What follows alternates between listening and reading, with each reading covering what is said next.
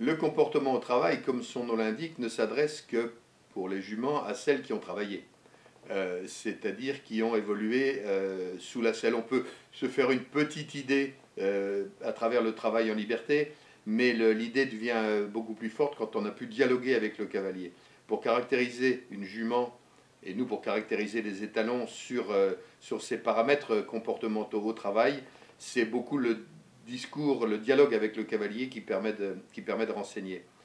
Première des trois caractéristiques, c'est le courage. Est-ce qu'un cheval est plutôt courageux ou plutôt timide? euh,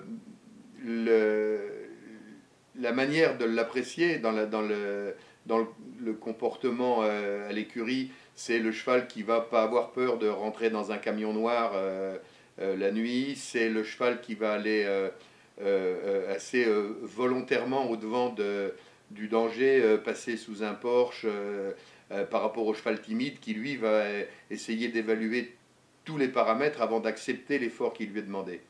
Et puis dans le travail, c'est la capacité pour un cheval d'accepter à se faire mal un petit peu, à aller dans la douleur. Il y a un moment où ils ont des courbatures, où ils ont des crampes, et où ils y vont quand même. Il y a un moment où on leur demande d'aller sauter un obstacle d'une forme qu'ils n'ont jamais vue, et ils y vont quand même. Ça, c'est les courageux. Les timides vont s'assurer qu'ils ne vont pas se faire mal. Alors, timidité, ça va souvent avec respect, mais trop de timidité, ça peut se traduire par un refus, voire l'élimination. Le courage, c'est une qualité énorme, notamment pour les chevaux d'amateurs, mais aussi pour les chevaux à haut niveau, parce que les chefs de piste ne savent plus quoi inventer pour départager les chevaux, donc on les teste aussi sur la bravoure. Mais la bravoure, ça ne doit pas être à n'importe quel prix, c'est-à-dire qu'il faut accepter de se faire mal, sauf en touchant les barres. Donc il y a un état d'équilibre à respecter entre le courage excessif qui peut se faire au détriment du respect et la timidité excessive qui peut se faire au détriment de la franchise. Ça, c'est le premier paramètre au travail. Le deuxième paramètre au travail, c'est le respect. Alors, un cheval va être respectueux ou négligent. Là, ce qui est très important dans ce qui nous intéresse, c'est de mesurer la part naturelle des choses.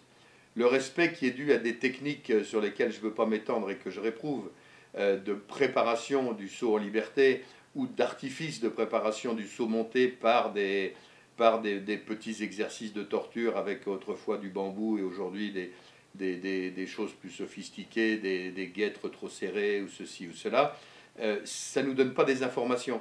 Ce qui nous intéresse, c'est la formation naturelle. Et à ce titre-là, pour un cheval, l'impression de respect ou de négligence qu'il va donner à 3, 4, 5 et 6 ans est probablement plus intéressante et plus importante que l'information qu'on peut avoir sur la suite et la fin d'un palmarès, où ce respect peut avoir été, je dirais, un peu modifié par la qualité du travail.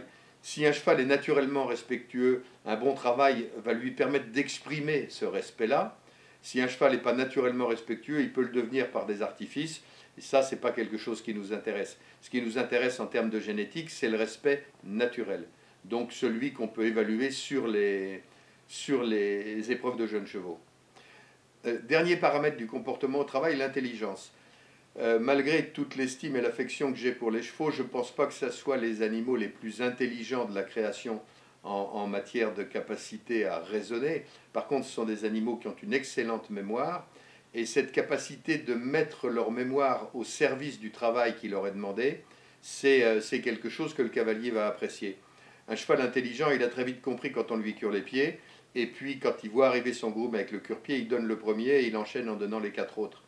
Et le même cheval intelligent, quand il aura un exercice de cavaletti, un exercice de musculation qu'il a compris, et qu'il aura compris qu'on va lui demander de travailler dans un certain sens, celui qui va se remettre à travailler immédiatement dans ce sens-là, la deuxième fois ou la troisième fois qu'on va lui demander cet exercice, est intelligent. Celui à qui il va falloir reprendre à zéro tout le travail avant de lui amener à produire un exercice comme donner son pied, ou comme enchaîner une ligne de petits cavaletti, ou de saut de puce, ou etc.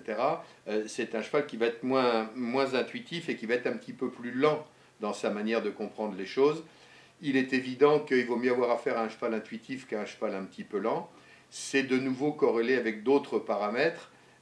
Attention aux chevaux trop intuitifs pour les cavaliers amateurs, parce qu'ils sont éventuellement capables d'initier le virage qu'on va leur demander après l'obstacle, mais juste avant l'obstacle. Donc il faut faire attention. Le mieux peut être l'ennemi du bien pour les cavaliers amateurs. Pour la compétition de haut niveau, cette intelligence, cette capacité d'être intuitif, c'est quelque chose qui permet d'accélérer énormément, d'aller beaucoup plus vite dans le travail.